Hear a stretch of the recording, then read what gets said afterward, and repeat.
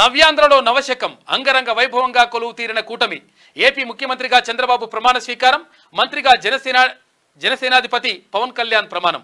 లోకేష్, అచ్చెన్నాయుడు సహా 24 మంది మంత్రులు వేదికపై. ప్రధాని మోడీ, హోంమంత్రి అమిత్ షా, చంద్రబాబు, పవన్కు మోదీ ప్రత్యేక అభినందనలు. ప్రత్యేక ఆకర్షణగా చిరంజీవి, రజనీకాంత్, తర్వాత బాలయ్య బాబు.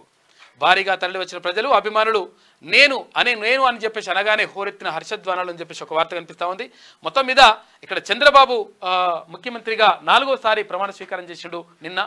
ఇవాళ అంటే మంత్రులుగా కూడా 24 మంది ప్రమాణ స్వీకారం చేసిండ్రు. అందులో 20 మంది తెలుగుదేశం పార్టీ నుంచి, 3 జనసేన పార్టీ నుంచి, 1 భారతీయ జనతా పార్టీ నుంచి ఉన్నారు.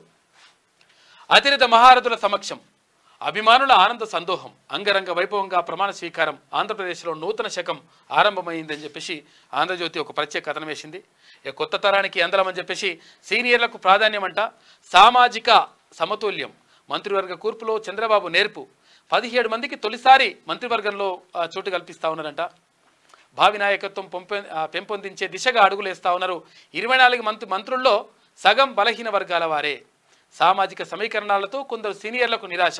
యనమల, అయ్యన్నకు దక్కని పదవులు అని చెప్పేసి ఒక వార్త కనిపిస్తూ ఉంది. ఆంధ్రప్రదేశ్ రాష్ట్ర ముఖ్యమంత్రిగా నారా చంద్రబాబు నాయుడు ప్రమాణ స్వీకార కార్యక్రమం అంగరంగ వైభవంగా జరిగింది. దేశ ప్రధాని నరేంద్ర మోడీ సహా అనేక మంది ప్రముఖుల నడుమ కొత్త సర్కార్ కొలువుదీరింది.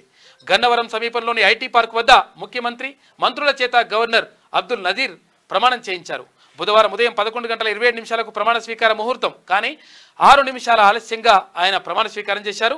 ప్రధాని మోడీ, జనసేనాధిపతి పవన్ కళ్యాణ్ తదితర ప్రముఖులతో కలిసి చంద్రబాబు వేదికపైకి వచ్చారు. నిబంధనల ప్రకారం ఆ కార్యక్రమాన్ని ప్రభుత్వ ప్రధాన కార్యదర్శి నీరబ్ కుమార్ నిర్వహించిందట. మొత్తం మీద నిన్న 24 మంది మంత్రులు, తర్వాత ముఖ్యమంత్రి ప్రమాణ స్వీకారం చేసిండ్రు ఏపీలో. మీ తమ్ముడు గట్టివాడు పవన్ కళ్యాణ్ గురించి చిరంజీవితో ప్రధాని మోడీ అంటా ఉన్నాడంట.